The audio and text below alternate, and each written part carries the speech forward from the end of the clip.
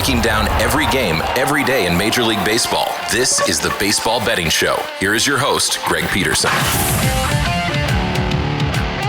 Good morning from the low. Welcome to lovely Las Vegas for the Baseball Betting Show with myself, Greg Peterson, now part of the VSiN Family Podcast.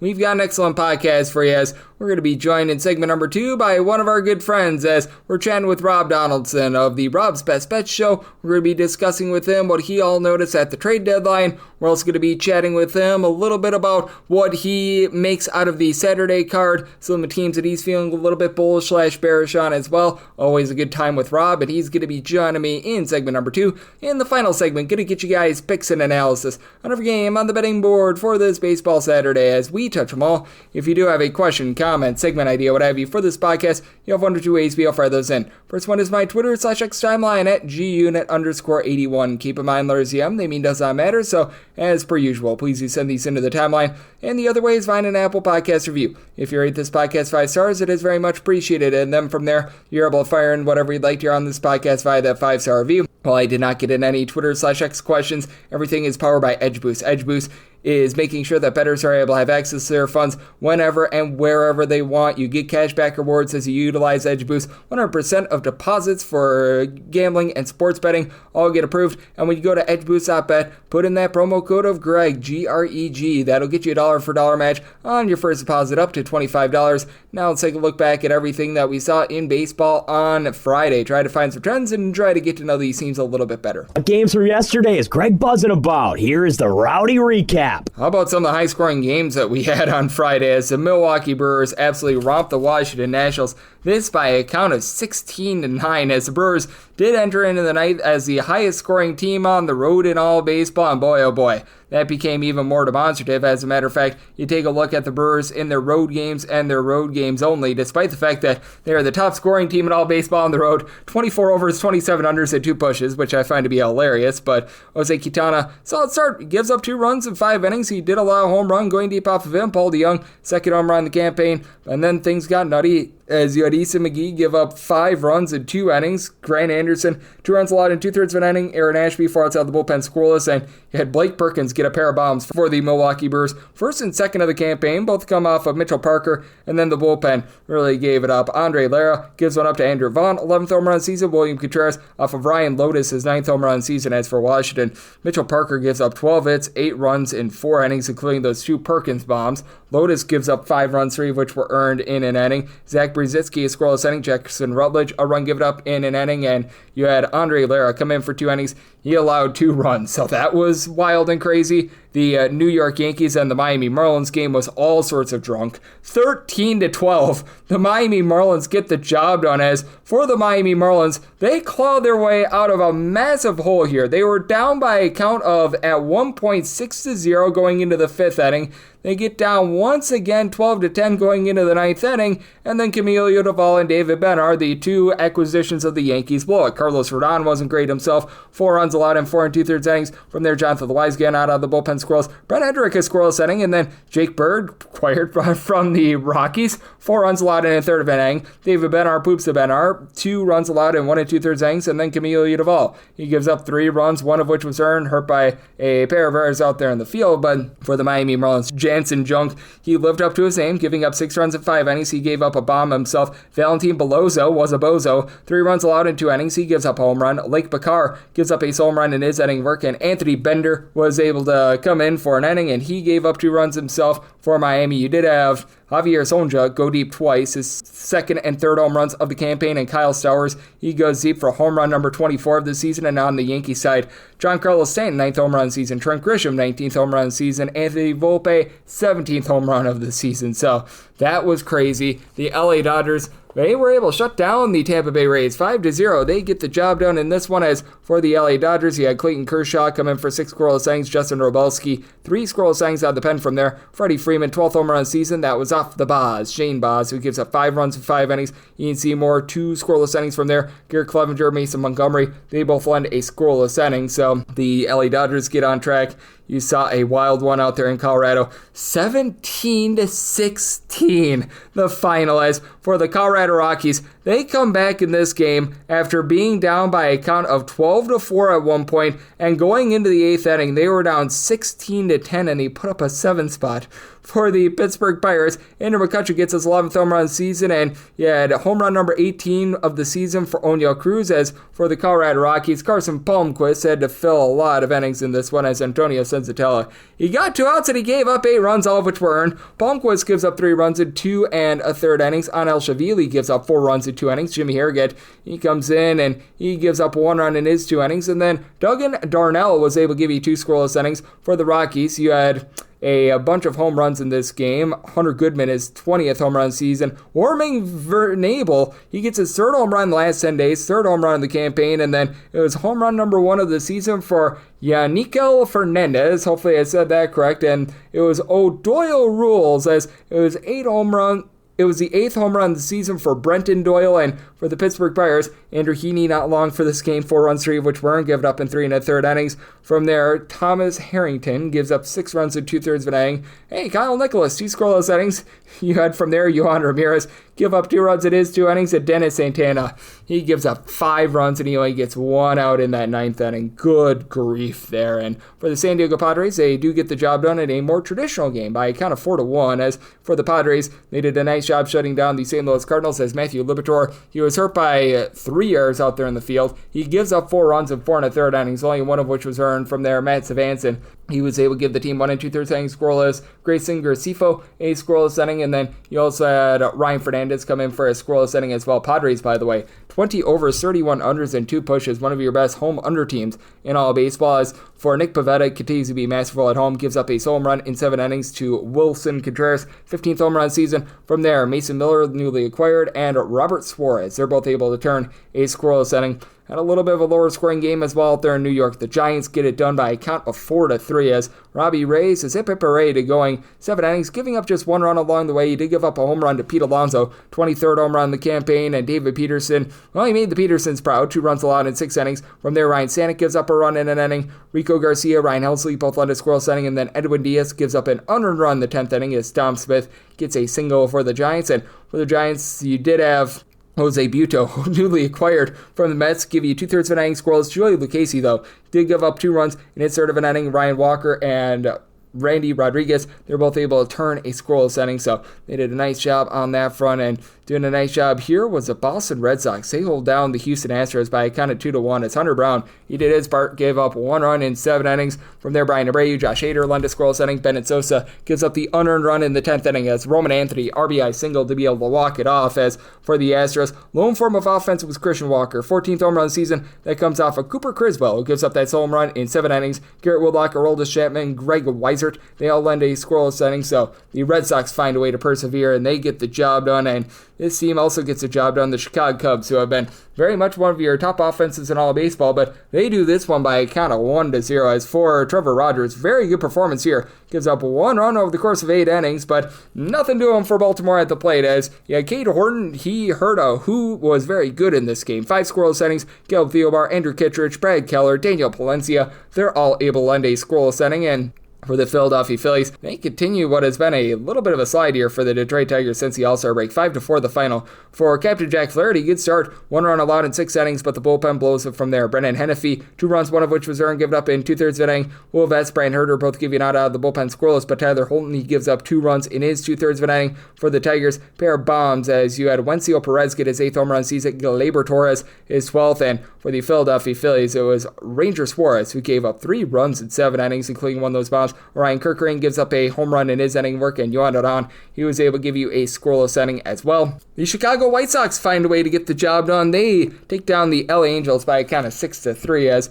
for the White Sox, Shane Smith was not long for this game, gives up 2 runs in 4 1/3 innings, did allow a home run to Gustavo Campanero, his 2nd home run of the campaign, but then from there the bullpen was able to do a nice job of holding down the fort. Jordan Leisure, 5 outs out of the bullpen scoreless. Steven Wilson, 2 scoreless innings. You had Grant Taylor give you a pair of outs out of the bullpen scoreless. Dane Altavilla, he gives up a run in a third of an inning. And for the White Sox, you had a lot of deep balls in this one, as Lennon Sosa, his 11th home run season off of Tyler Anderson. Anderson gives one up to Andrew Benintendi, his 14th home run season, and then he also gives one up to Colson Montgomery, 6th home run season. They've all come in the last 3 weeks, and then you had from there one Mr. Josh Rojas get his 2nd home run season, that off of Connor Brogdon. For Anderson, he gives up 3 home runs, but only 4 runs in total in 6 innings. Brogdon gives up a home run in his inning of work. Luis Garcia, he comes in for an inning, gives up a run, and Andrew Chafin, a scoreless inning out of the bullpen for him. You had the Cincinnati Reds be on to a 3-2 win over the Atlanta Braves. As for the Bravos, you had in this one Bryce Elder, not look elderly. He gives up just 2 runs over the course of 6 2/3 innings, but the Dodd father, Dylan Dodd, does give up a home run that essentially was a game winner. Will Benson, 9th home run season. Brady Singer, he had the Braves singing the blues. 10 punch-outs in 6 scoreless innings. Scott Barlow, Tony Santillan lend a scoreless inning, and Emilio Pagan does give up 2 runs in his inning work, but did just enough to be able to get the job done. And also being able to get the job done, it was a nice win for the Royals, 9-3 the final. The Royals have been one of, if not your top under team in all of baseball. It's they and the Walker Texas Rangers, who have been neck and neck for that moniker right now. For the Kansas City Royals, 45 over 63 unders and 2 pushes. It's actually the Reds who are at 42 over 63 unders and 6 pushes. That is your top overall under team in all of baseball. But for the Royals, you had a quartet of bombs, as you had Mike Yastrzemski get his 9th home run of the season. Bobby Witt Jr. his 16th home run of the season. Salvador Perez, he goes deep for home run number 19 of the campaign. And then Adam Frazier was able to get his 4th, as this was not a great night for Kevin Gausman. Gives up a pair of bombs, 5 runs in total over the course of 6 innings. From there, Mason Fluharty, 4 runs allowed in 2/3 of an inning. Braden Fisher, he goes for an out of the bullpen scoreless. Tommy Nance, Louis Varlin, they both give you a scoreless inning. And for Toronto, pair of bombs here. Home runs 16 of the season for Edison Barger and Vigero Jr. Michael Wacha gives up one of them, but I know Dying Pac-Man voice here gave up a solo home run in his 8 innings, and then Thomas Hatch does give up 2 runs in his inning of work from there. The Cleveland Guardians, they find a way to persevere. They get it done against the gutted Minnesota Twins by a count of 3-2. Joe Ryan did his best, 2 runs allowed in 6 innings. Justin Topa, Cole Sands, Michael Tonkin were all able to lend a scoreless inning, and then Cody Funderburk, he gives up an unearned run in the 10th inning, as for Cleveland, Kyle Manzardo's RBI single ends this one. And for the Cleveland Guardians, Gavin Williams, 6 scoreless innings. From there, Eric Sobrowski hurt by giving up a pair of unearned runs, as Hunter Gaddis actually inherited some of his runners, and then he had a throwing error, so that was interesting. So Gaddis does not give up any runs in a third of an inning, but he costed his team. Cade Smith, though, he gets scoreless 9th and 10th innings to be able to get the job done, and Nick Enright was able to lend a scoreless inning as well. Also, by the way, this is something that you don't see very often for the Cleveland Guardians. They win this game by a count of 3-2, and for the Cleveland Guardians, they went 4 of 9 with men in scoring position. How you only score 3 runs going 4 of 9 with men in scoring position, I really don't know, but they found a way to be able to do so, and finding a way to get the job done was the Athletics by a count of 5-1 over the now gutted Arizona Diamondbacks. Anthony DeSclafani, not the start that he was looking for. 4 runs allowed in 2 1/3 innings, giving up a home run to Shea Langolaris. Shea Bangs, his 19th home run of the season, and Jacob Lopez, 5 scoreless innings. From there, Elvis Alvarado, Sean Newcomb, 8 scoreless inning, and Luis Morales, he comes in for 2 innings. He allows a run, and for Arizona, you had out of the bullpen some effective pitching. Kyle Nelson, a scoreless inning. Jake Woodford, 2 1/3 innings, he allows a run. John Curtis with 2 assists, 2 scoreless innings, and Jalen Beeks, he was also able to give you an out of the bullpen scoreless. Do have to have this up by midnight Pacific, 3 o'clock a.m. Eastern, and as of right now, the Walker Texas Rangers lead the Seattle Mariners going into the bottom of the 9th inning, 3-2. Jack Leiter did give up 2 runs in 4 1/3 innings, but Hobie Milner from there, 5 outs out of the bullpen scoreless. Newly acquired Danny Kalum, Phil Matone both give you a scoreless inning. We shall see who they throw in the 9th inning, but that's it for the Seattle Mariners. He had a relatively solid start out of Logan Gilbert, 3 runs allowed in 6 innings. Gabe Spire, Matt Brash from there combined for 2 scoreless innings, and Edward Bizardo, he was able to give you a scoreless inning as well. And the Rangers have been one of your top under teams in all of baseball. 45 overs. If the score holds, it'll be 64 unders and 2 pushes thus far this season. And if you're looking trend-wise at what we're getting in Major League Baseball right now, this is with Rangers versus Mariners in the balance. You've had a very underwhelming sort of week. 43 unders, 37 overs, and I believe we've had 5 pushes along the way. Meanwhile, the moneyline favorites have been struggling recently, but they've now rebounded 50-38 on the money line over the last 7 days, trying to go to 50-39 with that Rangers game. But if you look at the overall season to date, favorites are hitting at about 56.9%, 927 and 701 on the money line. Meanwhile, the under sitting at 52.5%, 826 unders to 748 overs. So that's what we're seeing in baseball right now. That's where we're all getting trend-wise. Coming up next, how about if we look at Saturday's games and what we all saw at the trade deadline with our good friend Rob Donaldson of the Rob's Best Bets show right here on the Baseball Betting Show. Myself, Greg Peterson, now a part of the Beast Family Podcast.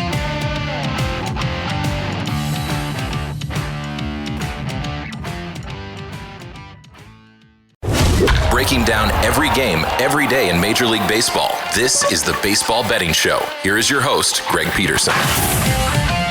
We're back here in lovely Las Vegas for the Baseball Betting Show with myself, Greg Peterson, now part of the VSiN Family Podcast. It is always great to be joined by this man as we've got Rob Donaldson aboard. He does such great work over at the show/podcast, Rob's Best Bets. You're able to check him out over on YouTube, youtube.com/Rob Donaldson. Does a great job breaking down all of his plays, does a great job of just being able to, throughout the baseball and college basketball season, find you guys some winners, and you're able to follow him on the old Twitter/X at RobDFB all together. And Rob, it's always a pleasure, my friend. Thank you so much. Yeah, thank you for having me on, Greg. And, we were talking about this last week, but these teams are going to look completely different post-trade deadline, and now we have the faces on these teams, and we were correct. They look very, very different, and it's going to be an interesting approach with some of these teams because this wasn't really a deadline that featured, I think, a ton of star talent moving from one team to another, but a lot of really complementary pieces, a lot of bullpen additions, and a lot of revamped rosters post-trade deadline.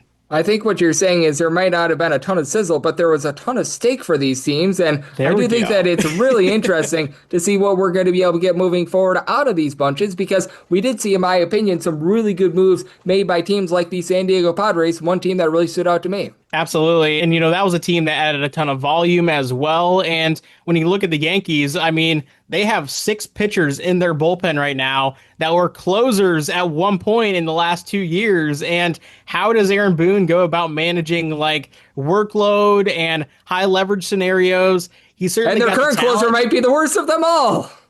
Exactly right. And they needed that revamp. They also only have one lefty in that pen, so that's also one of the hurdles, but they added a lot of talent, and so it really is going to come down to, I think, managerial decisions, which, if you ask Yankee fans, they haven't been too big of fans of that side of Aaron Boone over the last few years. Yep, absolutely. And I do think that the Yankees are such an interesting team because it was clear that they had to make some moves at the deadline. They did a nice job of being able to revamp that bullpen, but how do they hold down the fort without Aaron Judge? Because I think that that's a big, giant issue for them. And obviously, without Aaron Judge, they have been struggling over the last few games. Yeah, and I think they're going to try to win in the residuals because when you look at the pieces they added, whether it was Ahmed Rosario, Ryan McMahon, Jose Caballero offensively, they also are going to factor in defensively because those are guys who can play multiple different positions outside of Ryan McMahon, who's just going to be a fixture at third base. And you also have guys who are going to be able to truly platoon against lefties and righties. We're talking about the Ben Rice, Paul Goldschmidt dynamic at first base. And, again, we talked about that bullpen. That needed a revamp. It was the second worst bullpen ERA in the month of July. And obviously, that is not what you kind of want to see from a quote-unquote championship contending level team. And so I do feel like they made smart decisions to win in the residuals, cut down on the errors, cut down on just bad base running and bad fielding dynamics, and then also round out that pitching staff. But it's going to come down to that usage at the very end of it. And again, that's just not something that the Yankees have truly been known for over the past 3 years during this kind of successful run. It's been the offense and just the towering home runs that this offense can produce. Yep, absolutely. And with the New York Yankees, they're going to be such an interesting team to be able to dive in on moving forward. And I do think that entire NL West now becomes fascinating because we thought that this was going to be a 4-horse race for the Giants. They ended up selling off a lot of pieces because things just went down the toilet bowl ever since they picked up Rafael Devers. That was maybe not the addition that they needed after all. So they traded away a bunch. The Arizona Diamondbacks obviously tore it all down. So now you've got the Padres and the Dodgers going at it, with the Padres being able to add, in my opinion, a lot of good depth. And for the Dodgers, they do get back Blake Snell on Saturday, but how is he going to be able to look along with just that entire pitching staff in general that has been very banged up? Yeah, at one point in time, the Dodgers had 15 pitchers who had actually seen major league reps on the IL in some capacity. that's insane. And obviously Glasnow just is working back from an injury. Brusdar Graterol is still on the IL. They've just gotten back, Kirby Yates. They got back Michael Kopech. Those are guys who are going to round out their bullpen as well as a rotation. But then all of a sudden Shohei Ohtani gets pulled from his start just the other night as well, with maybe a little tweak, maybe just over precautionary measures, but still concerning regardless, because he's not ramped up to be that 5, 6, or 7 innings type of guy that he was with the Angels. And so the Dodgers are kind of in this weird spot where they're obviously still very talented. They're obviously still very good, but we've seen them go on cold stretches, and there are still weaknesses with this team. And now you have the Padres right behind them, 3 games back, adding a ton of talent, and maybe selling out for the future or selling the future for the now. And let's just kind of see if that actually ends up paying off for him this time. Yep, absolutely. And I do think that is going to be a fun dynamic to be taking a look at. This is a Dodgers team that certainly has been having their ups and downs with regards to pitching. The offense actually was very rough in the month of July as well. They were bottom 12 team with regards to runs per game as well, and that leads into Blake Snell's start against the Tampa Bay Rays, where he's finding himself as about a minus 130, minus 135 favorite at a total of 8.5. How do you look at this start for Blake Snell? Because he has landed himself on the injury list a ton over the last few years, and typically he doesn't come back very strong in that first start. Yeah, and when you're also talking about Blake Snell, he is a guy who, by his reps that we've seen over the years, is going to challenge hitters, and he can run into some stretches of allowing a lot of hard hits, but somehow kind of gets bailed out by those overly powerful strikeout dynamics that he has on his back. And the Rays, as of late, have been hitting the ball off the cover. They've been hitting the ball extremely hard. This has kind of been the calling card of the offense. And obviously, this is a series being played down there in Tampa, where it has been a launching pad all season long. And from that standpoint, I feel like the Rays are actually a really good bet game by game in this series. We will see what happens on Friday of whether or not the money line is at play, but I think at the very least tomorrow on Saturday, the team total is going to be in a really good spot for the Rays just on that side of things. Yep, no question about it. And I do think that for the Tampa Bay Rays, even though they've been without Brandon Lau, I do think that they're going to be able to do a nice job of being able to improve themselves moving forward. And for the Tampa Bay Rays, they're one of those interesting teams that they really didn't buy too much at the deadline. They did trade away Janny Jansen, but I don't think that that's too much of a downgrade. And I think that they're one of those fascinating teams to look at moving forward, because they're one of the few teams that neither really went for it, but also really didn't tear it down. Right. I think there's a number of teams that kind of fall in that category. Notably, I think the A's. And I say the A's because they're a very young lineup with a lot of really young potential stars in that lineup. Their rotation is kind of in a similar boat where, they got rid of JP Sears. They did get rid of Mason Miller, but those guys weren't really performing up to the back of their baseball card through the early goings. And they have a lot of promising pitching still intact on the roster. And for that reason, I actually think the A's, in terms of overs, team totals, and even just those plus money lines that they seemingly carry against every team with a winning record, are really going to be nice here in the back end of the second half.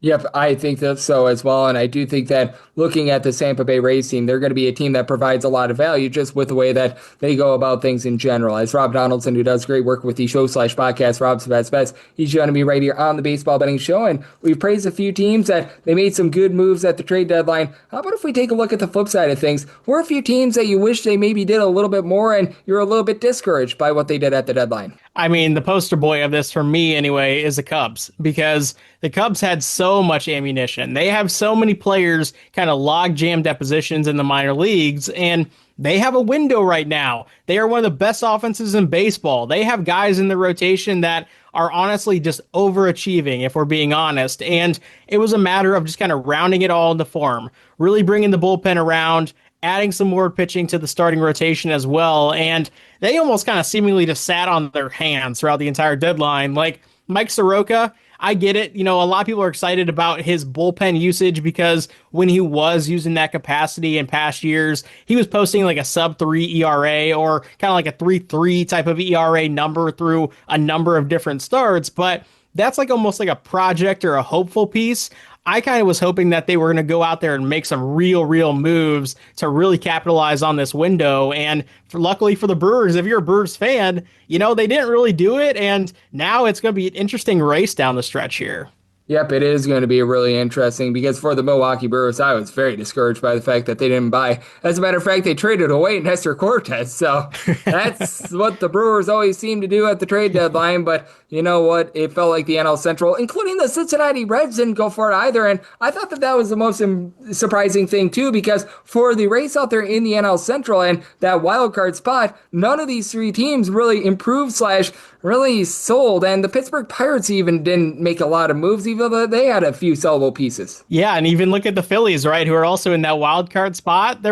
I think there were just so many competitive teams in the NL that were thinking like, well, we could fall out of contention with just one bad week, that they almost got pessimistic and scared and didn't want to sell off the future because technically speaking, the Cubs could lose 5 straight and all of a sudden they're behind the Reds in the playoff race. And I think maybe that's kind of what ultimately just led to some of these teams almost sitting on their hands. And unfortunately, you know, when you're looking at the AL picture, they kind of scooped up everything in terms of the making the trades. I mean, look at the AL West with the Mariners, the Rangers, the Astros.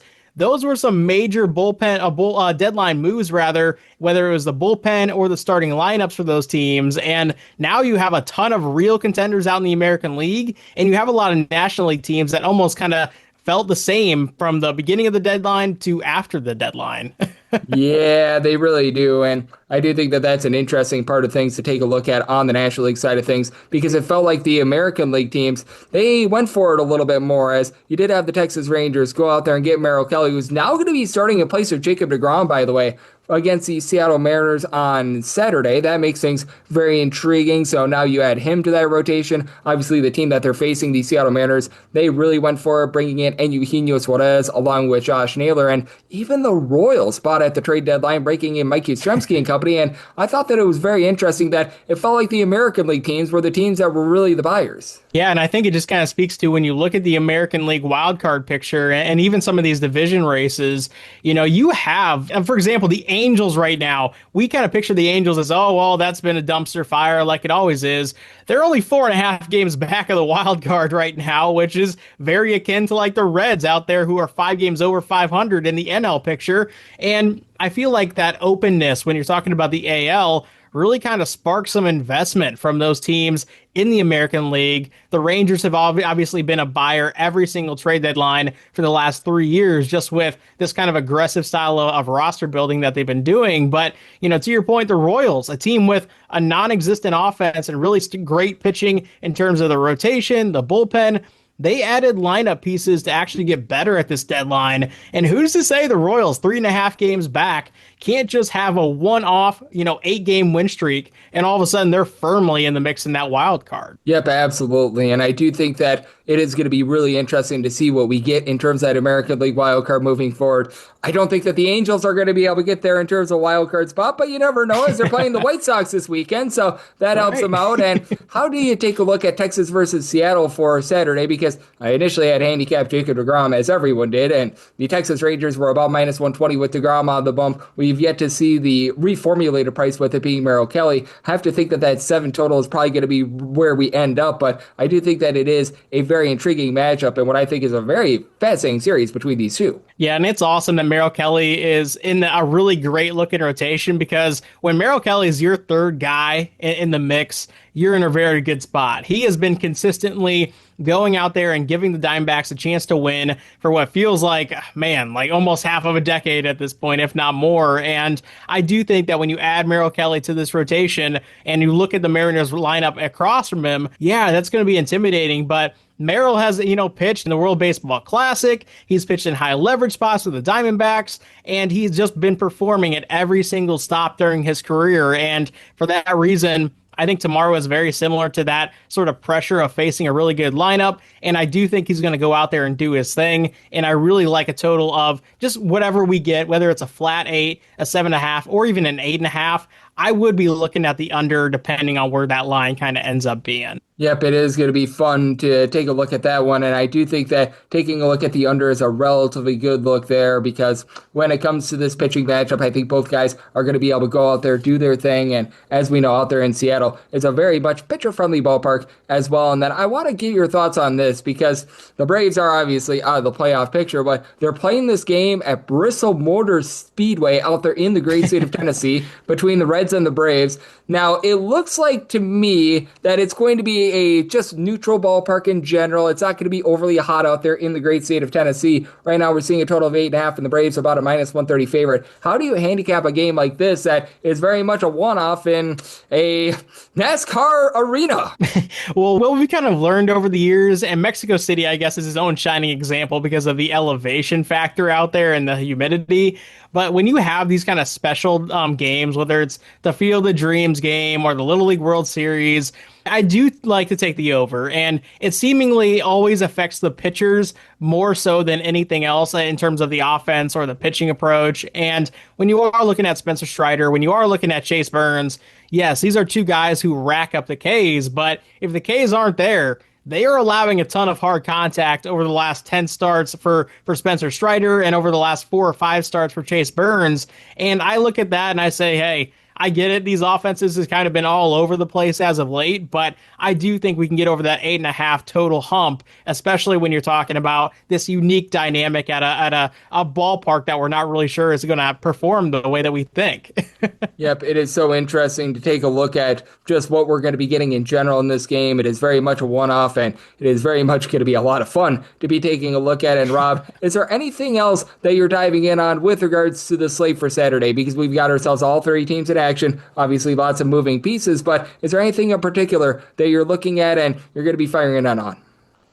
Well, you look at the D-backs and the Athletics, and these are two teams that when you look at the win column are very similar, but I think when you look at the A's and you kind of have a general feel of how this team's trajectory is going to go in the second half, I think they're filled with promise. I think they're excited about going out there and finishing the season strong to build for the future because they actually have a strong core now in that lineup and in that rotation. And on the bump tomorrow for the Diamondbacks, you have a guy in Zach Gallen who is like a Sandy Alcantara at this point, where he's a shell of his former self. He goes out there every single start and just gets shelled. And the D-backs, in terms of their trajectory, yeah, similar wins position with the A's, but they kind of feel like they were, wholesale fire everybody and the season's over. I feel like the A's are going to be coming into this game and going to have a chance to really run up the score here. And for that reason, give me that A's money line, and I would even ladder the run line in this spot here as well.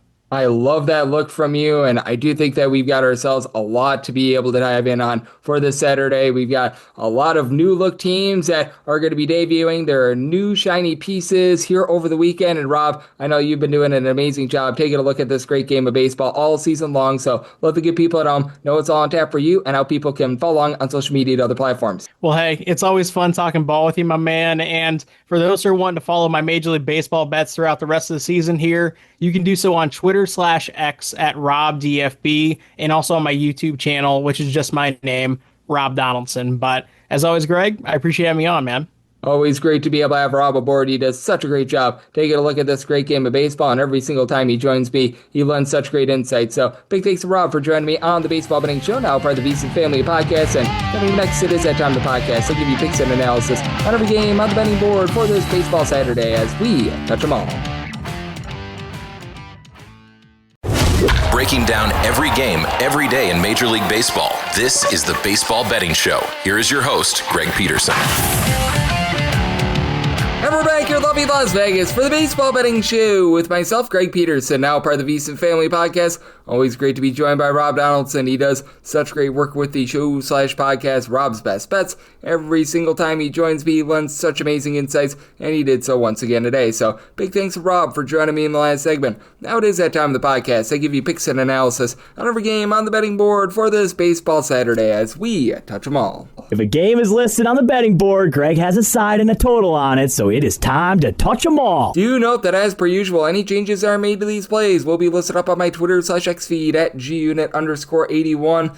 we are going to be going in Las Vegas rotation order. This is where we go with the National League games first, then the American League games, any interleague games. Those are going to be at the bottom. That'll keep things all nice, neat, clean, and easy. So how about if we do get things started with 901, 902 on the betting board? The Pittsburgh Pirates are on the road facing off against the Colorado Rockies. Austin Gomber hopes to not get gombered up by the Pirates, and Paul Skeens goes for Pittsburgh. Pittsburgh is a minus 195 to a minus 208 favorite, and between plus 168 to a plus 175, that number on Colorado. 10 is the total, the over is minus 120, and the under is even.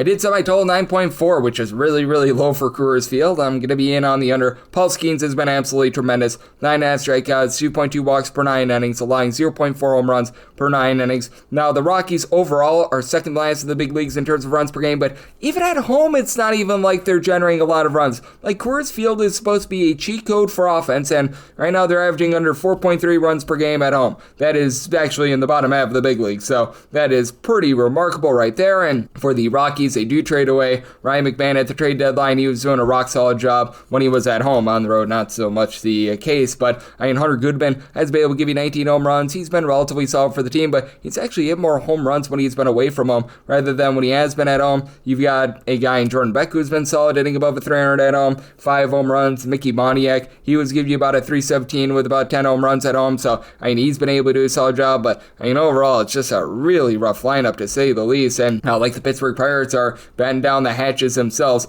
They've got 4 guys on the roster with above 4 home runs this season and 3 guys above 5. Andrew McCutchen, Brian Reynolds, and O'Neal Cruz. And it's not even like Cruz is hitting for average. He, Alexander Canario, Henry Davis. Now they're going to have to trot out there some of the young guys like Emmanuel Valdez. You might be seeing a bit more Jared Trollo. Guys like this, they're all hitting at 217 or lower. Now for the Pirates, the bullpen has been relatively solid. They do trade away David Bednar at the deadline, so that hurts them a little bit. And you've had Dennis Santana come in, be able to give you a sub-2 ERA. That's been pretty rock solid. And Braxton Ashcraft, Isaac Madsen, relatively good, reliable arms. They've been able to give you a sub-250 ERA as well for the Colorado Rockies. It's not like you had too much of a bullpen to start with. I think they traded away 1 or 2 guys like Tyler Kinley, but it's not like you had a lot to start with. You've got a guy in Jake Bird who's been able to give you a sub-4 ERA. Victor Vodnik has been pretty solid with a sub-4 ERA as well, but you're really not banking on that bullpen. I do think that for Austin Gomber, it's probably going to be a case where he gets gombered up a little bit. He's right now rocking a 6.28 ERA, not a strikeout guy, only about 5 strikeouts per 9 innings. He's been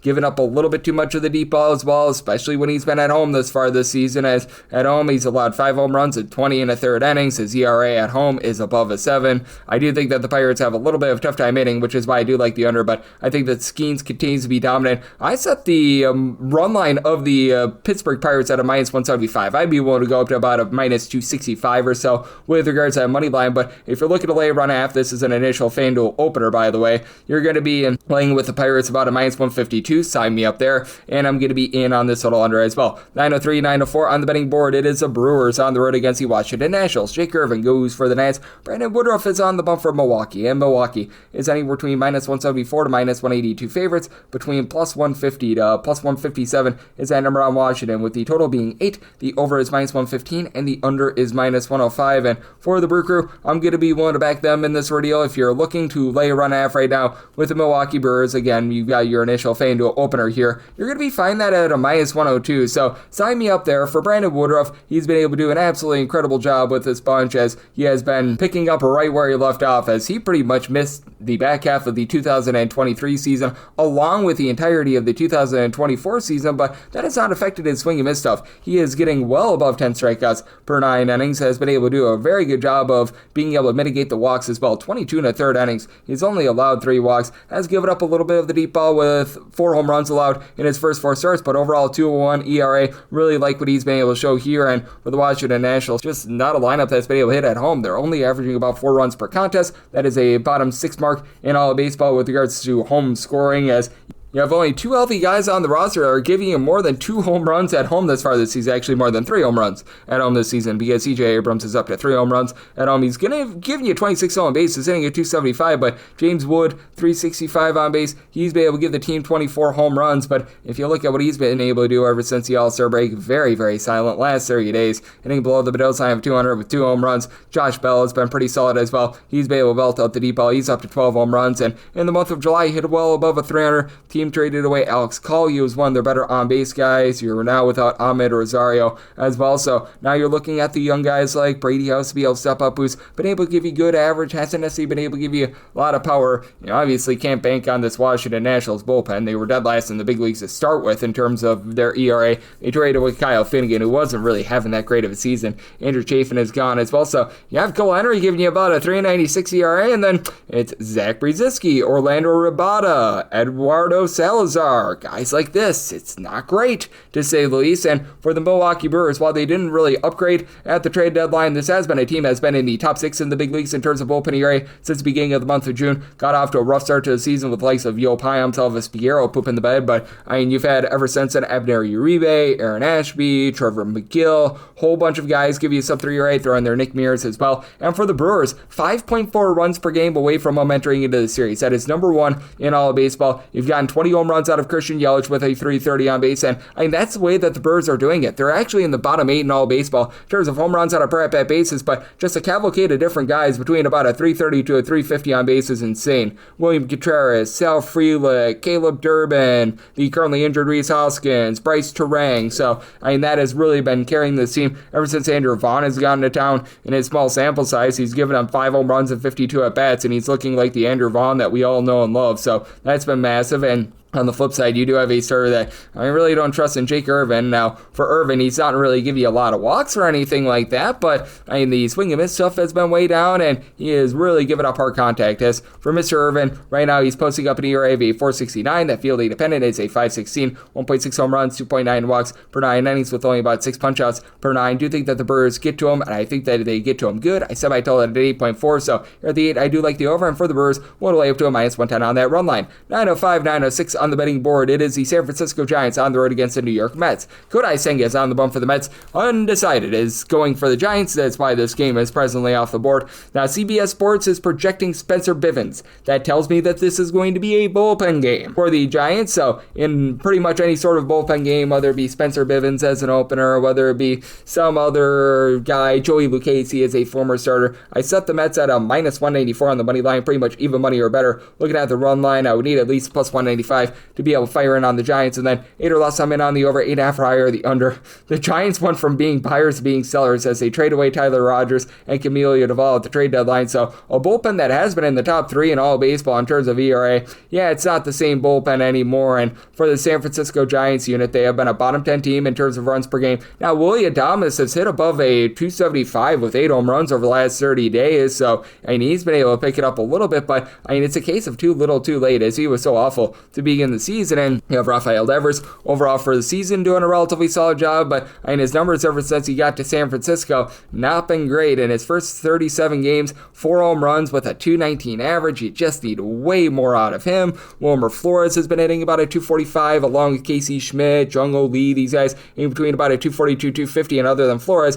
not a lot of power out of those guys is an issue. Luis Matos, the entirety catcher spot, hitting below a 225, and for the Mets, it's a little bit of a top-heavy lineup themselves. Quartet of guys, Francisco Lindor, Brandon Nimmo, Juan Soto, Pete Alonso, I'll give you at least 19 home runs. All these guys hitting between about a 246 to a 259 as well, which find that to be fun. You've obviously got Soto giving you good on-base percentage. Alonso's had about a 350. Soto's closer to about a 380, but you need a bit more from the bottom lineup. Mark Vientos is starting to pick it up, but he's still hitting about a 235. Jeff McNeil's been fine, 350 on base, but the entirety of the catcher spot, Tyrone Taylor, these guys have not really stepped up, but for the Mets, they were able to soup up that bullpen because they needed to. It was really, really awful since the beginning of the month of June. You've had way too much Ryan Stanek blowing games, so they pick up, ironically enough, from the Giants. Tyler Rogers, who's giving you sub-3 ERA. Ryan Elsley, Edwin Diaz, both give you a sub-3 ERA in the back half. The bullpen is solid. I'm not bullish on Gregory Soto, but it's an arm, so that helps them out as well. And then for the San Francisco Giants, just a case where it's going to be a poo-poo platter of different pitchers for the starter in this game, Kodai Senga. I do think that he's going to be able to go out there, give you a relatively solid start. There's been regression coming for him because he has been giving up too many walks, right around 4.3 walks per 9 innings, 2 ERA, 371 field independent. He enters having given up a combined 7 runs over the last 8 innings in his last 2 starts, including 3 on the road against the Giants last time out. But I do think that he's going to be able to hone in a little bit, and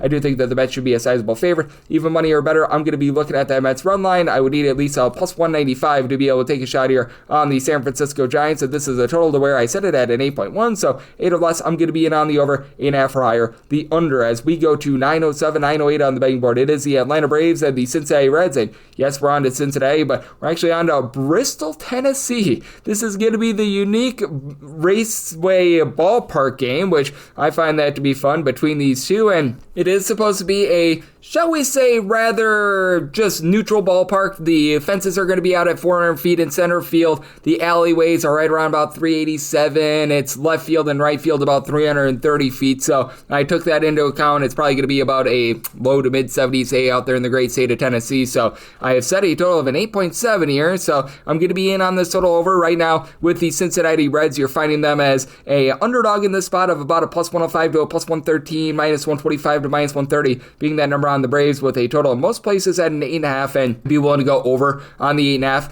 I'm seeing one straight 9 out there. I would not go over on a 9. I do think that, again, this is going to be a rather straightforward neutral ballpark, and for Chase Burns, he has been posting up an ERA above a 6. Now, he's got over 14 strikeouts per 9 innings. The problem has been the walks. He has been giving up about 4.4 walks per 9 innings. He's got really, really good stuff. He just has yet to be able to find a way to be able to control it, and for Spencer Strider, it's been the same thing. 3.7 walks per 9 innings, but he's doing a really good job of being able to deliver strikeouts, as he's giving you 10.7 strikeouts per 9 innings. And really, ever since his first 5 starts of the year, it's been a sub 3.5 ERA. He's been better recently, and for both of these teams, it's a very interesting ordeal with the bullpen. As for the Atlanta Braves, they have had a lot of, shall we say, letdowns in the bullpen. They now have Tyler Kinley from the Rockies. He's not any good whatsoever. You've had Aaron Bummer be a bummer with north of a 4 ERA, but Dylan Lee, Pierce Johnson, both a sub 3.5 ERA. Desmond Hernandez, since getting back from the minor leagues, hasn't been great, but overall for the season, a sub 2.50 ERA. But Horacio Iglesias has blown so many games that it's not even funny. And for the Braves, they really didn't sell off anything at the trade deadline. They now have Ronald Acuna Jr. out of the fold, so that's not going to be able to help them. But that said, you do have Matt Olson, Marcell Ozuna, Austin Riley, and Sean Murphy, all between 15 and 18 home runs.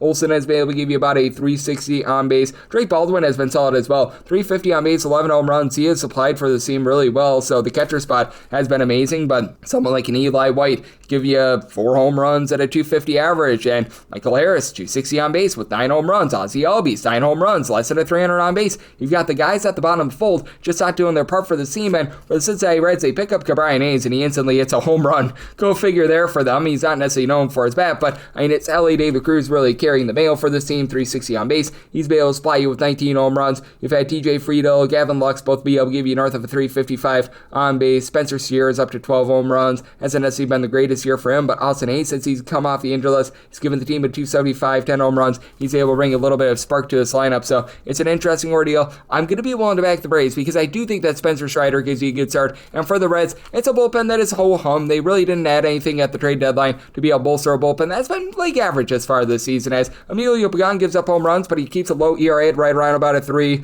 Tony Santillan, Brent Suter, Taylor Rogers, they're all below a 3.05 ERA as well, but some of these guys like Luis May and company are not necessarily too reliable, and Lyon Richardson has fallen down the toilet bowl, so at an 8.5 or less, I'm in on the over, and with the Braves willing to lay up to minus 129 on that money line. 909, 910 on the card. The Cardinals are on the road facing off against the San Diego Padres, as Randy Vasquez is on the bump for the Pods, and Michael McGreevy goes for the Cardinals. You've got the Cardinals as an underdog of between plus 108 to a plus 118, minus 130 to minus 132, that number on the Pods, and your total on this game is an 8.5. The over is minus 115, the under is minus 105, and going to be willing to go in on that over. Did semi-tell that at 8.6.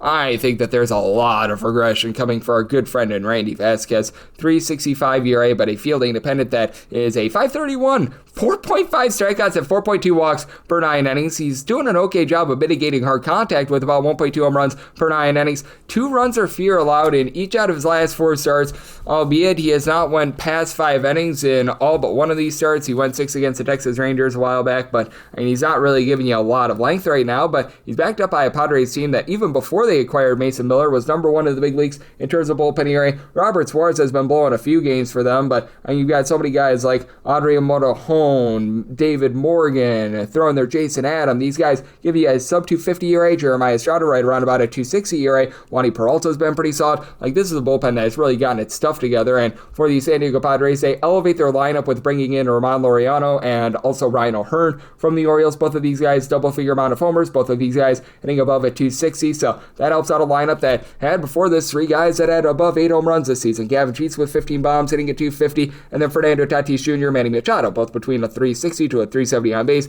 20 bombs for Machado, 17 for Tatis Jr., and then Luis Rice has been hitting darn near 300, but his team has been a bit fragile at the catcher spot. Elias Diaz, along with Martin Maldonado, just not really hitting for anything for this team to save their lives, so that's been a little bit of an issue. But for the San Diego Padres, I do think that they do a solid job of getting to Mr. McGreevy here. McGreevy is not a high strikeout guy. He's been getting fewer than 7 strikeouts per 9 innings. I do think that overall he's going to be able to give you a pretty sustainable performance here. He's got a 4.91 ERA, but more like a 3.28 fielding to pen, because while he's only getting those 5 strikeouts per 9 innings, he's only allowed in his 33 innings 5 walks and 2 home runs thus far, so he's been able to do a solid job there, albeit he has given up 5+ runs in 2 out of his last 3 starts, but it's honestly been better on the road rather than at home throughout his career, which I find that to be a little bit intriguing. No longer do you have Ryan Helsley in the bullpen for the Cardinals, but you still have quite a few guys that are getting the job done. Jojo Romero, Kyle Leahy, Phil Matone, these guys have been able to give you a sub-3 ERA. If you need to go further down the board, Riley O'Brien has been solid as well, and for the Cardinals, this team doesn't have a lot of pop. They're in the bottom 8 in the big leagues in terms of home runs on a per at-bat basis, just have not had that one main power hitter be able to step up for this team, as Wilson Contreras, Alec Burleson are both up to 14 home runs this season, and Burleson is hitting for about a 285 along with Brendan Donovan. Lars Nootbaar, 12 bombs, but he's been dealing with injuries. You've got Nolan Arenado having a disappointing year, less than a 300 on base with 10 home runs. Mason Wynn is moving the line, hitting for about a 270, but I do think that in the end, you're going to be able to get a solid performance here from the San Diego Padres bullpen after Randy Vasquez gives you like 4 or so innings, so did somebody total it at 8.6. I like the over, and with the Pods, little after -133 on that money line. 9-11, 9-12 on the card. The Royals are on the road facing off against the Toronto Blue Jays. We do know that Noah Cameron is going to be on the bump for the Kansas City Royals as of right now. It's all to be determined on the bump for the Blue Jays, so this is a game that is presently off the board. The CBS projections, along with the ESPN projections, have Max Scherzer, so I have handicapped as such. I set the Blue Jays at a -164 with Scherzer on the bump, so we'll go up to a -163 there, plus 165 or higher, looking at the Royals, and then made a total of an 8.7, and 8 or less I'll be in on the over, actually 8.5 or less I'll be in on the over, a 9 or higher to the under, as Noah Cameron has been a pretty solid pitcher for the Kansas City Royals. I just still do have my question marks with him because he doesn't get a lot of swings and misses. For Noah Cameron overall for the season, he's only been able to give you about 7.9 strikeouts per 9 innings. He's been solid in terms of his command, 2.5 walks per 9 innings, 2.44 ERA, and he's given up 2 earned runs or fewer in all but 3 of his 14 starts. So he's been able to do a really good job in terms of mitigating damage, not really getting himself into bad spots, but I do wonder with how it's just not necessarily a guy that is so dominant. He gives up a lot of contact, how that's going to play in Toronto, where the Blue Jays are averaging about 5.3 runs per game. They're in the top 2 in the American League in terms of run scoring at home. Max Scherzer has been able to get strikeouts this year, by the way. He is getting 10 strikeouts per 9 innings. He's only given up 2 walks per 9, but it's a 4.89 ERA because he has been getting hit very, very hard. Sometimes that's been an issue throughout his career. 2.1 home runs allowed per 9 innings for Scherzer. He's been reliable. He's given up between 2 and 4 runs at each out of his last 5 starts. He's been pretty much averaging 5 innings, giving up 3 runs. I think that we're going to see a lot of that here, and when it comes to this Blue Jays bullpen, it has been one of the better ones that you've been able to find in all of baseball. The Killer Bees and Braden Fisher, along with Brandon Little, are both giving you a sub-3 ERA. Uriel Rodriguez has been solid as well as a long guy. He's below a 2.75 with his ERA. For the Toronto Blue Jays, they've had some issues with the likes of Jeff Hoffman, Chad Green, more of the veteran guys, but overall team has been able to hold down the fort, and for this unit at home, even though they're not necessarily mashing a bunch of home runs, they're about league average with that regard. They're just finding ways to be able to get on base. Vlad Guerrero Jr., Bo Bichette have both been able to hit at least a 290 with Guerrero up to a 400 on base, a combined 28 home runs out of those 2 guys. Edison Barger has been able to supply 15 home runs. George Springer is currently on the concussion IL, so you do want to note that, and that has been taken into account with regards to my handicap, but even with Springer being out, you still have quite a few guys that are able to find a way to move the line, get on base. Nathaniel Lukes will need to step up. He's been able to give you about a 340 on base, and on the other side, for the Kansas City Royals, this team is in the bottom 4 in all baseball in terms of runs per game. They actually picked up Randal Grichuk at the trade deadline. I don't know what that's going to do for them, but they picked up Randal Grichuk at the trade deadline, so that helps out the offense a little bit, and they were better in the month of July. You do have a trio of guys with between 15 and 18 home runs. Salvador Perez, Bobby Witt Jr., Vinny Pasquantino. Perez mashed well above a 300 with his average with 7+ homers in the month of July, so you love to see that. Pasquantino about a 265 average with 28 stolen bases. He's hitting for about a 290 as well. It's more or less less the guys without power. You've got a lot of guys in that neighborhood about a 242, 250, Jonathan India, Drew Waters, Kyle Isbell, that they're just not mashing the ball at all. So that's been a bit of an issue. The young guys, Jack Caglione, John Rave, Nick Lofton, hitting below 225, that's been an issue. But this has been a Royals unit that has been in the upper half of the big leagues with regards to their bullpen ERA as well. You've had Carlos Estevez, Lucas Ursedge, both be below a 255 ERA. The Daniel Lynch injury has been hurting them a little bit, but John Schreiber has been solid in that bullpen. He's been able to give you a sub 325 ERA. Steven Cruz is starting to regress a little bit, but overall, I do think that the Royals are going to be able to do a solid job pitching against a Blue Jays team that has really been hitting at home. So I did set a total to where an 8.5 or less. I'm in on the over 9 or higher, the under for the Blue Jays. Plus 120 or higher, looking at the run line, minus 163 or better, the money line, plus 165 or higher. We'll be willing to take a shot on the Royals. 913, 914 on the betting board. Another game that's off the board as the Minnesota Twins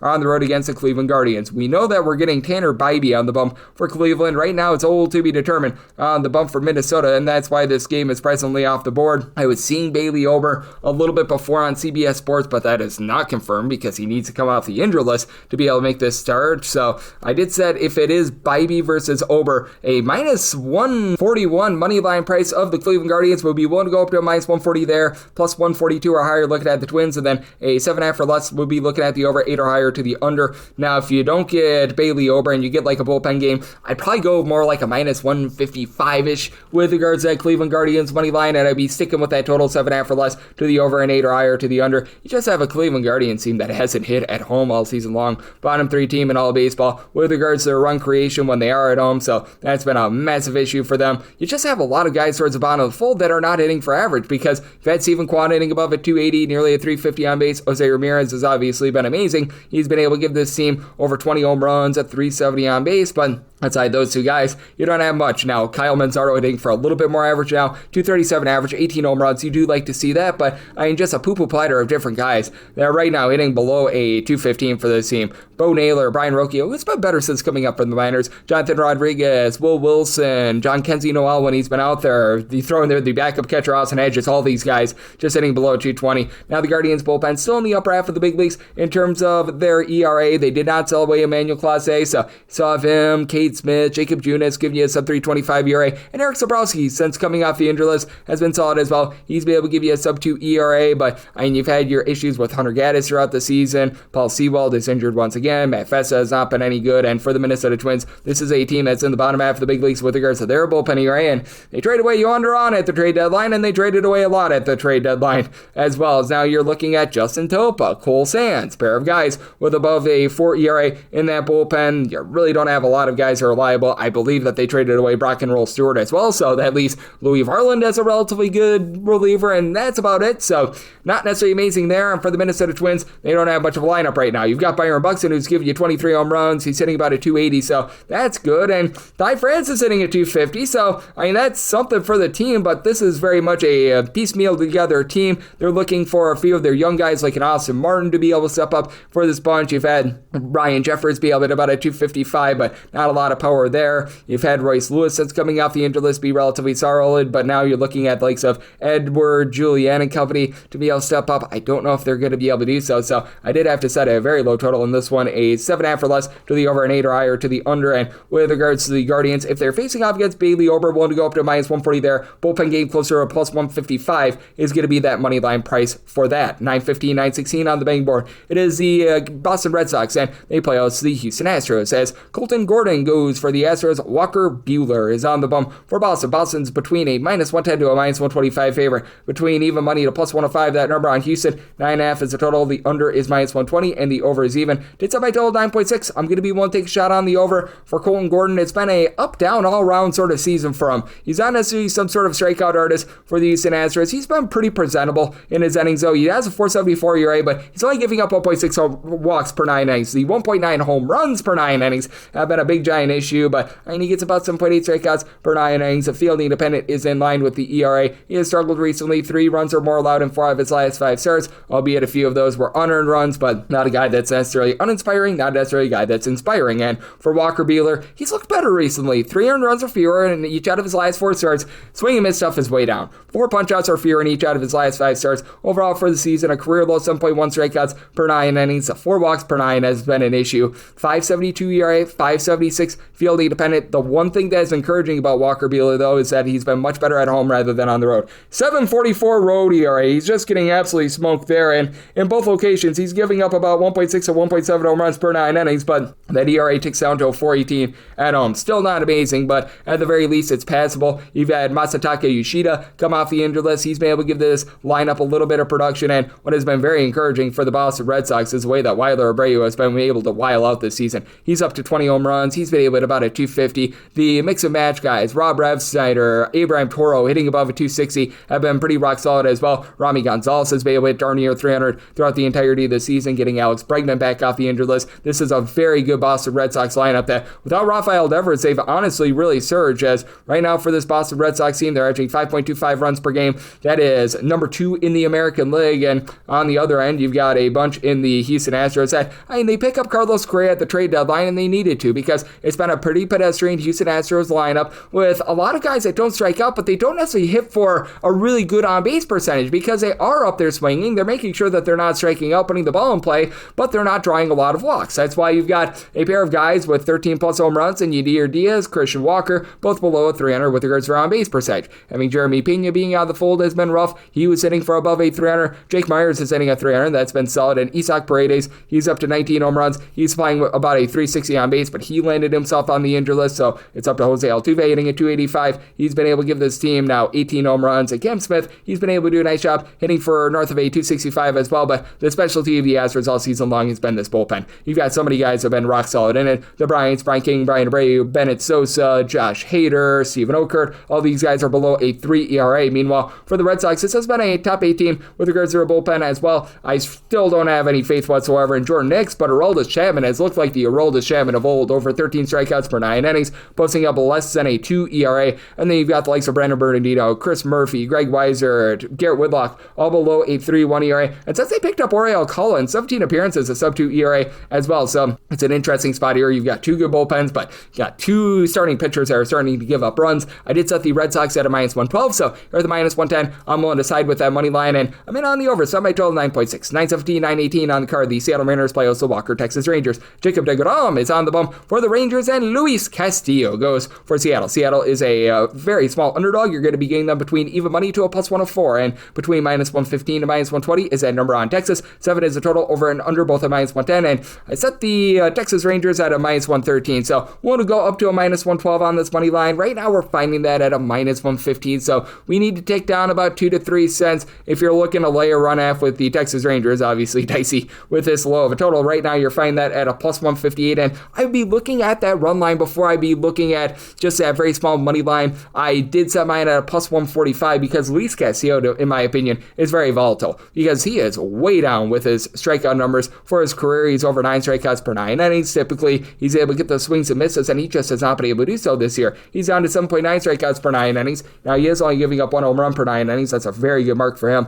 3.19 ERA, but a 3.54 fielding dependent. He has been very, very up and down, as in his last 4 starts, he has given up 3 runs or more, 2 of them, and then he gave up a 0 spot and a 1 spot. And for Luis Castillo, he's obviously been a whole heck of a lot better at home rather than on the road. Seattle, one of the best pitchers ballparks in all of baseball. 2.29 home ERA. At home, he's giving up a 0.9 home runs per 9 innings. Actually giving up that same number away from him, but that ERA shoots up to about a 4.31. And for Castillo, what does help him out is that he is backed up by a bullpen that is in the top 8 in all baseball in terms of ERA. Andres Munoz, Matt Brash, Edward Bazardo. You've had Gabe Spire step up. All these guys have been able to give you an ERA below a 2.85, so that's been encouraging. And for Seattle, you've got a lot of power now with having Cal Raleigh leading the way, 42 home runs, 365 on base, but you pick up Josh Naylor, an okay power bat, but he's more or less going to give you about a 350 on base, and Eugenio Suarez, 35 plus home runs, hitting at 250. I mean, he's been with the Seattle Mariners before, so no stranger to that ballpark. That's very encouraging. And then Uli Rodriguez is give you about a 310 on base. You've had Ore Polanco along with Julio Rodriguez give you a combined 36 home runs, so these guys have been very solid there. Now you can get out of the fold someone like a Ben Williamson, who's been able to hit for average, but hasn't necessarily been able to hit for a lot of power, so that makes the Seattle Mariners all the more formidable. And for the Texas Rangers, to their credit, averaging more than 5.7 runs per game in the month of July. They were a top 3 offense in the month of July. You've had these guys like Corey Seager, Adolis Garcia, Marcus Semien that were so badly underachieving to begin the season, really be able to pick up. Now you've got a trio of guys in Garcia along with Wyatt Langford and Seager all at 15 home runs. Seager over the last 35 days, he's been able to give you above a 400 on base, and Kyle Yoshioka hitting above a 300 over the last 40 days. That's been very encouraging for the team as well. They're getting back Jock Peterson, which I don't think is going to do much for them at all, but for the Rangers, this has also been a very dominant bullpen. They are currently in the top 3 in terms of ERA since the beginning of the month of June. Jacob Latz has a long guy's been able to give you a 3.25 ERA, and then you got the mix and match guys, Chris Martin, Robert Garcia, Hobie Milner, Sharon Armstrong, all below a 3 ERA. Merrill Kelly's going a little bit off script because he was supposed to go on Friday before he was traded, so this is going to mess up his flow just a little bit, but overall, Merrill Kelly has been very rock solid throughout his career. He has struggled a little bit more on the road rather than at home, but pitching at one of the most pitcher-friendly ballparks in all of baseball, that is really going to be able to help him out. But for Merrill Kelly overall for the season, 3.22 ERA, 8.5 strikeouts per 9 innings is pretty high for him. He's got a 3.54 fielding dependent, comes in really good form, 1 or 2 runs allowed, and now each out of his last 4 starts, 3 runs or fewer in each out of his last 5. So interesting circumstance here. Most books, as I am doing this podcast, have not put out a reformulated line, but the ones that have the Seattle Mariners right around about a -110. I'd be willing to lay up to a -124 with the money line, and right now seeing a lot of totals of 7, set by total of 7.7. I'm in on the over. It's 919, 920 on the betting board. The Chicago White Sox are on the road against the LA Angels. The Professor Kyle Hendricks goes for the Halos, and Mr. Aaron Savali is on the bump for the White Sox. 9 is the total. The over is -115. The under is -105. -145 to -157 is that number on the Halos, between +128 to a +131. That number on the White Sox. I did set the Angels money line at a -139. Again, we're utilizing the FanDuel openers with regards to run lines, which those are always very unreliable, but that said, right now seeing a +130 on that Angels run line. I would need at least a +147 to be able to take a shot there. I think that when it's all said and done, I'll probably be able to get about a +140 on the White Sox on the money line, and I would be willing to take that. For Aaron Savali, he has had a not-so-great season, to say the least. He had to request a trade out of Milwaukee because there was just no room for him whatsoever. For Aaron Savali, he just has been a very random pitcher, it feels like, throughout his career. His fielding dependent is either a point higher or a point lower than his ERA. This season, 4.38 ERA, 4.81 fielding dependent, as he's given up 3.5 walks per 9 innings, only about 7 strikeouts per 9, but he has given up 2 earned runs or fewer in all but 3 out of his last 14 starts. Now, when he gets hit hard, but he's been able to do a relatively solid job of holding down the fort. And for Kyle Hendricks, this guy just does not give you any deception whatsoever. He's right now giving you 5.9 strikeouts per 9 innings. To his credit, he's not going to walk you. 2.2 walks per 9 innings, but 4.73 ERA, 4.82 fielding dependent with 1.5 home runs allowed per 9 innings. To his credit, 3 earned runs or fewer given up in now 5 out of his last 6 starts. So he's been a little bit better, but I don't have any faith whatsoever in him being able to maintain that. And for this LA Angels lineup, it is a very much boom or bust team, as at home their on-base percentage is in the bottom 5 in all of baseball, but not a lot of guys are able to burst, as you've had Mike Trout be able to give you 18 plus home runs. He's only hitting for about a 235 to 240, but he's been able to give you all those bombs. And then you got Taylor Ward, 25 home runs, hitting at 232 with a 307 on base. Luis Renifo, he has been just miserable for the team, 286 on base with 5 home runs, but Zach Neto, 15 home runs, hitting at 275. Joe Adell, 21 home runs, batting average is starting to return to form, as he, Logan O'Hoppe, and Trout all between a 234 to a 241. And for O'Hoppe, he's got 18 home runs, but a 282 on base. Just need to be getting a little bit more there. Yohan Moncada has been inconsistent when he's been in the lineup this year, and for the Angels, you just have no bullpen whatsoever. Your top bullpen piece in Hunter Strickland is currently on the injured list. Kenley Jansen is back below a 3 ERA, so that's good. Same with Brock and Roll Burke. He's at a 3.30 ERA, but then you got the poo-poo platter of different guys like Connor Brogdon, Reed Detmers, Sam Bachman, so many guys with above a 4 ERA. And for the Chicago White Sox, obviously not an inspiring bullpen on their end, as well as you've had Grant Taylor posting up an ERA that is hovering right around about a 4, and then you've got these guys that are just not performing. Jordan Leisure, Brandon Iser, throw in there as well, someone like a Owen White when he made his few appearances for this team, all above a 4 ERA, and now they're having to mix and match in that bullpen, as you've had Steven Wilson, Mike Vasil both be able to give you below a 3.25 ERA, so getting Vasil back after they experimented him as a starter. That's big, but you just don't have any pop with his lineup either. As we've had Miguel Vargas along with Andrew Benintendi, both give you 13 home runs apiece. Both are hitting in that neighborhood about a 305 with regards to on base, and then you just have so many guys that are just not hitting for any average whatsoever. You've got Luis Robert, Michael A. Taylor, Joshua Rojas, Joshua Palacios, Vinny Capra, all these guys hitting at 215 or lower. For the White Sox, they're averaging fewer than 3.7 runs per game, bottom 4 offense in all of baseball. So an interesting circumstance here. I did set my total at 8.9. At the 9, I'm going to be willing to take a shot on the under. And like I said, if I can get like a plus 140 on the White Sox money line, which I think when it's all said and done, I might be able to, I'd be willing to take a shot there, set my money line price at a 139. 921, 922 on the betting board. The LA Dodgers are on the road against the Tampa Bay Rays. Drew Rasmussen goes for the Rays, and Blake Snell is on the bump for the Dodgers. The Dodgers between minus 130 to minus 137 favorites. You're going to be getting between plus 112 to a plus 118 on the Rays. 8.5 is the total. The over is minus 120, and the under is even. And for Blake Snell, going to be his first start in quite some time since April, so I could only set him as a minus 118 favorite. Seeing that plus 118 out there on the Tampa Bay Rays, I'm going to be willing to take a shot on them on the money line. For Blake Snell, he's been oftentimes off and on injured, and if you take a look at Blake Snell's track record, typically his first start or two coming off the injured list is just absolutely atrocious, so I want absolutely no part of him because you just don't know where the command is going to be.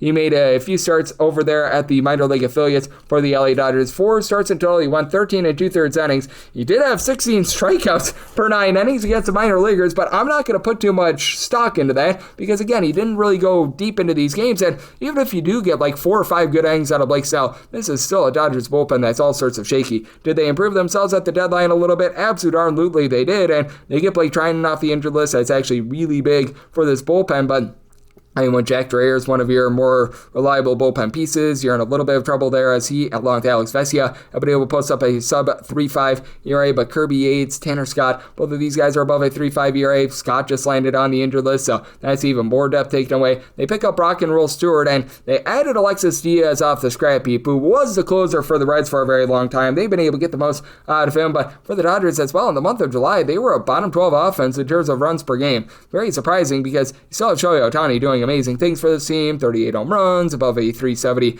on base. Teoscar Hernandez has been able to pound out the deep ball as he's currently up to 16 home runs this season. Eddie Paz, 19 home runs, hitting above 275. Freddie Freeman, Will Smith, both above a 360 on base. Smith above a 400 on base, but having Max Muncy out of the fold has really been hurting this team, so they've been mixing and matching in the infield, and on the other end, you've got a Tampa Bay Rays team that they've been suffering with their offense a little bit without Brandon Lau. 19 home runs, sitting above 250. That's been rough for this team, and Jonathan Aranda has been able to give you darn near 400 on base, but he and Chandler Simpson are right now dealing with a few like day-to-day injuries, so that's something that you do want to be taking note of. You've had Junior Caminero hit above a 250 with 27 home runs. Now they're getting Ha-Seong Kim back in the fold. That helps out, and Jake Magnum has been able to hit just below a 300. He's been good at moving the line. Not necessarily a ton of power, though. The catcher spot has been all sorts of rough, as now they're looking at Hunter Fiducia along with Nick Fortes to be able to hold down the fourth there, so that's interesting. And for the Tampa Bay Rays, this continues to be one of the best bullpens that you're going to find in all of baseball. You've got so many mix and match guys like Eric Orze, Garrett Clevenger, Manuel Rodriguez, Pete Fairbanks, all being able to give you a sub 3 ERA, and when it comes to Drew Rasmussen, just as steady as they come.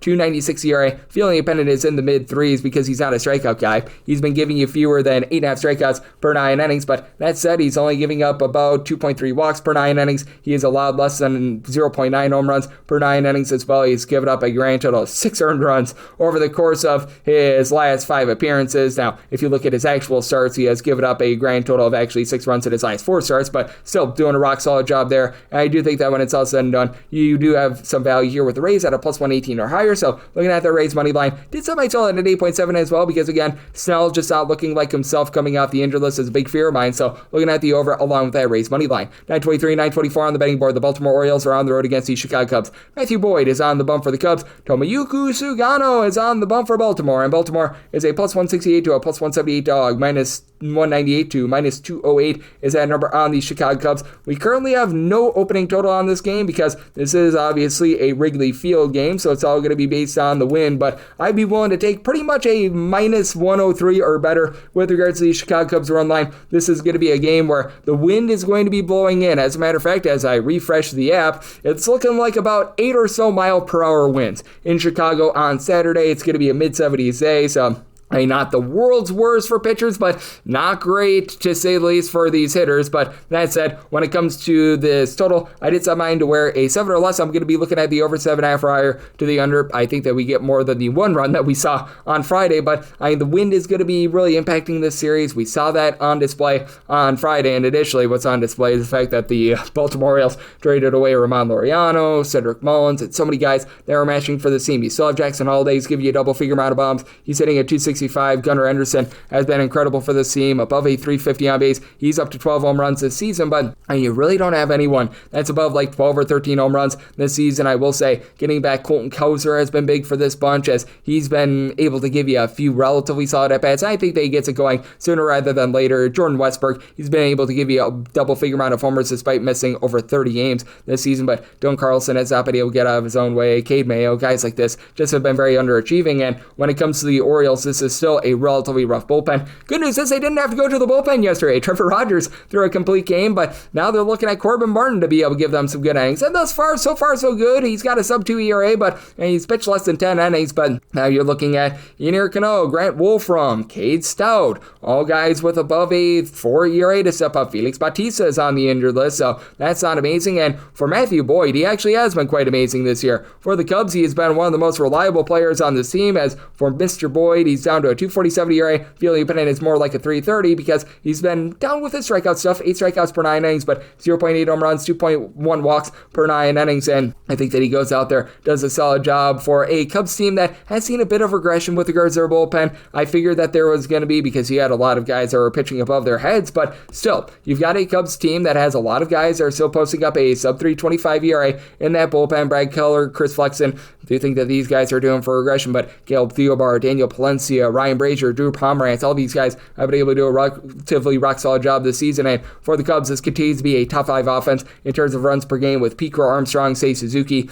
both give you 26 to 27 home runs apiece, both about a 310 on base. You'd like to see that be a little bit higher, but Kyle Tucker's give you 389 on base with 15 home runs. You've had Michael Busch supply you 360 on base, 21 home runs. Carson Kelly, 370 on base. He's getting a home run every about 17 or so at bats. So I do think that the Cubs should be a solid favorite here, especially against a guy in Sugano who's just not giving you a lot of deception. For Sugano, he does a nice job not walking guys. He's giving up well less than 2.5 walks per 9 innings, but when you're only recording 5.9 strikeouts per 9 innings, that's an issue, and he's given up 1.7 home runs per 9 innings. The wind blowing in is going to help out his cause, but he's given up 3+ runs in 5 out of his last 6 starts. So, pretty much a -103 or better. I'm going to be looking at the run line of the Chicago Cubs, and like I said, with regards to this total, a 7.5 or higher, I'm going to be looking at the under. 8-7 or less, I'm in on the over. 925, 926 on the card. The Tigers are on the road against the Philadelphia Phillies. Zach Whelan and Dylan Wheeler is on the bump for the Phils, and Tariq Skubal goes for Detroit. Detroit is a underdog here of anywhere between -108 to a -105,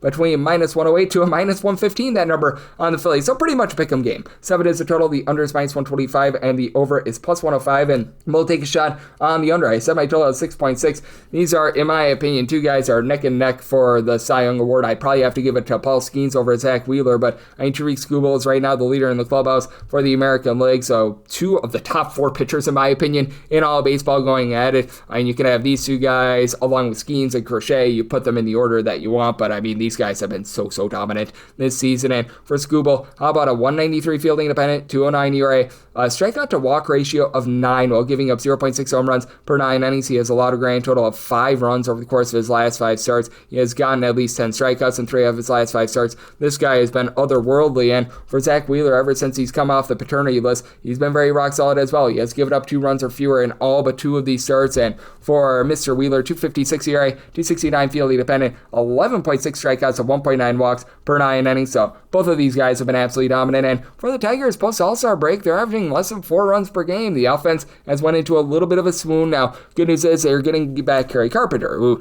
he's one of the main catalysts for this team because they need him to go along with Spencer Torkelson and Riley Green from a power perspective. Really, nobody else outside of those 2 guys give you above 11 home runs this season. Green hitting about a 275, but not too much on base. For Torkelson, more like a 240 average with his 23 home runs, but closer to a 335 on base, but you do have plenty of guys that move the line. Zach McKinstry, Gleyber Torres, along with Javi Baez, Dylan Dingler, all these guys hitting at least a 270, and for the Philadelphia Phillies, it's Kyle Schwarber supplying all the power right now. 37 home runs, he's up to above a 350 on base, but then you've got a lot of guys between like 11 and 15 home runs. Bryce Harper above a 370 on base, he's been able to supply 15 home runs, but I mean, for Trey Turner, Nick Castellanos, both of these guys are hitting above a 265. Turner, 25 stolen bases, 11 home runs, hitting a 290. Castellanos hitting for more like a 270. Would like to see him draw a few more walks, but overall it's been a pretty solid team, and for the Phillies, this team has been in the back half of the big leagues in terms of their bullpen ERA, but picking up Yohan Rodon, that is very big, a sub-2 ERA, and they need it because Tanner Banks, Matt Strahm, both of these guys, a sub-350 ERA, and Orion Kirkering has been able to give you an ERA below 3, but Jordan Romano has been miserably bad this year. Max Lazier is not necessarily too reliable. Joe Ross is on the injured list, and even when he's been out there, he has not necessarily been too great, and for the Detroit Tigers, they really didn't make a lot of moves at the trade deadline, as you've still got Tommy Kahnle out there with above a 4 ERA. Tyler Holden, he has been hit or miss all season long, down to about a 340 with his ERA. Brendan Hennessy has been pretty solid. They did pick up Kyle Finnegan, but he's got an ERA above a 4 as well. Brian Herter has been solid for this team, but I do think that in the end, the Phillies going to have a little bit of better bullpen. I think that this is going to be a nice pitcher's duel, so I'm in on the 700, but with the Phillies made them a minus 114 on the money line, I'm willing to take them on this pick'em line. 927, 928 on the card. The New York Yankees are on the road against the Miami Marlins, as Yuri Perez is on the bump for the Fish. Cam Schlittler is on the bump for the Yankees. Yankees between minus 115 to minus 121 favorites. Between even money to plus 104 is that number on Miami, and the total on this game is 8.5. Unders minus 115 to minus 120. Overs between even to minus 105, and going to be willing to dive in on the under, so I told it at 8.3. Yuri Perez had a few shaky starts coming off the injured list. He had to miss an entire season due to injury and due to major surgery, but ever since those first 3 or so starts, this guy has been able to really deal. He's down to a 307 ERA, 275 fielding dependent because he's not giving up the deep ball at all. 2 home runs allowed in 44 innings. Not going too deep into games. 5 innings or fewer in 3 out of his last 4 starts, but he's also given up 4 total runs over the course of his last 5 starts as well. So he's been very dominant with that regard. For Schlittler, this is a guy that was at the minor league level very much a strikeout artist, and he's come up to the big league level, and he's been presentable. I'm not going to call him great or anything like that, but in a 491 ERA, he has given up now 3 home runs in his 3 starts, but he's showing that good swing and miss stuff. Over 9 strikeouts per 9 innings. Control is needing a little bit of work. Over 5 walks per 9 innings, but at the minor league level, he's quite better with that regard. It's a small sample size, so we're going to let it slide. And for the Yankees, what they do need is for guys to be able to step up in the absence of Aaron Judge. Cody Bellinger has done that. He's been able to give the team 9 home runs over the last 19 games, so he's been rock solid. He and Paul Goldschmidt hitting about a 280, but Goldschmidt since the beginning of the month of June, hitting for less than a 300 on base, hasn't been able to supply the power that he typically does throughout his career. That's an issue. And then have a big giant cavalcade of guys between 16 and 18 home runs. Anthony Volpe, Jazz Chisholm, Trent Grisham, Ben Rice. Now for Rice, he went deep a few days ago, but he's only hitting about a 230. You've had Anthony Volpe be all sorts of inconsistent. He and Austin Balls both hitting below a 215, both below a 285 on base. But Yasan Dominguez gets on base, 16 stolen bases, 335 on base. Trent Grisham still give you a 350 on base, so it's been a little bit silent recently, and the Yankees knew that they needed to add to that bullpen, and they did. Camilo Duvall, David Benner, both with below a 330 ERA come in. Luke Weaver has not looked like himself since coming off the injured list, but he and Tim Hill below a 350 with regards to their ERA as well, and that gets out of there some of the guys like a Mark Leiter Jr. and company that have not been great for the team. Ian Hamilton has been a mess. JT Brubaker has been fine. He's giving you a sub-4 ERA, but Devin Williams continues to be an absolute disaster at the closer spot. And for the Miami Marlins, if you look since the beginning of the month of June, this is a top 7 team with regards to their bullpen ERA, as they did trade away a few guys at the trade deadline, but you still have these presentable guys like Anthony Bender, Lake Bakar, Cade Gibson, Ronnie Enriquez, Tyler Phillips, all being able to give you a sub-365 ERA. For the Miami Marlins, they're only generating about 3.7 runs per game at home. That's actually bottom in the National League, but that said, they do a nice job of finding guys. They're able to find a way to get on base. Kyle Sowers with his 23 home runs, about a 380 on base.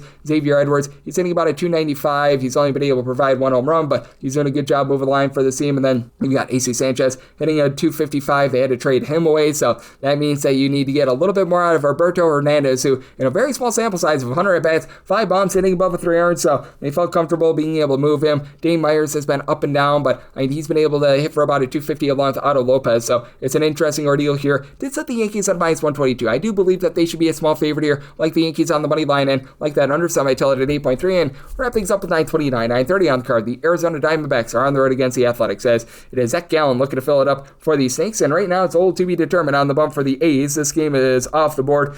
Right now, the CBS projection has it as JT Ginn, as I like to call him, JT Ginn and Juice, going for the Athletics. And if that is indeed the case, I did set the A's at a plus 114. I would need at least a plus 115 to take a shot on them for a Gallon, and the Diamondbacks set them as a minus 113 favorite and made a total of a 10.2. So a 10 or less, I'll be in on the over 10.5 or higher, the under, as the runs have been flowing like wine out there in Sacramento. But for the Arizona Diamondbacks, obviously, they trade away much of their team, and Eugenio Suarez, along with Josh Naylor, no longer in the lineup. Still have Ketel Marte of the Marte Parte, 20 home runs. He's getting home run every about 13 at-bats. Darn near a 400 on base out of him, but Corbin Carroll is coming off the injured list. He's got like 2 home runs in his last 80 or so at-bats. He's been hitting just above the Mendoza line of 200, so that's an issue. Geraldo Perdomo still give you above a 370 on base. Lourdes Gurriel has been hitting about a 250, but hasn't necessarily been tremendous this season. Now you've got the bottom of the fold, as you're going to need to have these guys like Blaze Alexander, Jose Herrera at the catcher spot, guys like this step up. Alec Thomas has been a bit up and down. And then for the A's, they really didn't trade away any of their big-time bats, so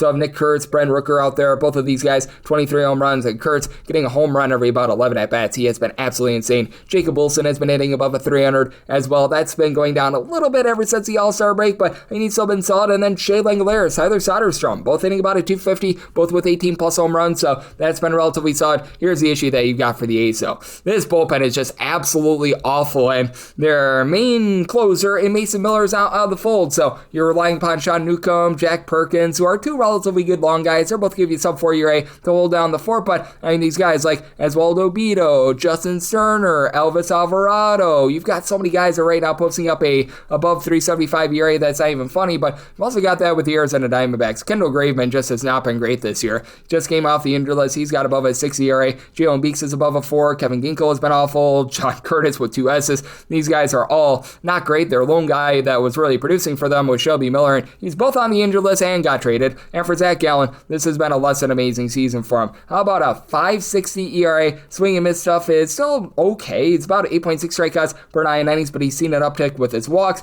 just above 3.5 walks per 9 innings. For Gallen, he's been getting it relatively hard. I will say that the fielding independent is lower than his ERA of a 5.60, so he should be in for a little bit of positivity, as he's given up 1.6 home runs per 9 innings, closer to 475 fielding independent, but has given up a whopping now 16 runs over the course of his last 3 starts. He's been rough at home, he's been rough on the road, but that said, I do think that for the Diamondbacks, they should be able to get to JT Ginn here, as well as for Mr. Ginn. It's been a case where he's been a bullpen piece and a starter for the team. 3.89 ERA, but closer to about a 4.50 fielding independent. 9.5 strikeouts per 9 innings is nice, but you've also had him give up 1.8 home runs per 9 innings. To his credit, in his 2 starts, they combined 11 innings against the Rangers and the Houston Astros on the road, a combined 1 run allowed, so that's actually very good. But JT Ginn, much like many of these pitchers, has been really struggling at home with a 4.98 home ERA compared to a 2.82 ERA on the road. So did set a total to where a 10 or less, I'm in on the over 10.5 or higher. I'm going to be diving in on this under, and with regards to the money line, we'll underlay up to minus 113 with the Diamondbacks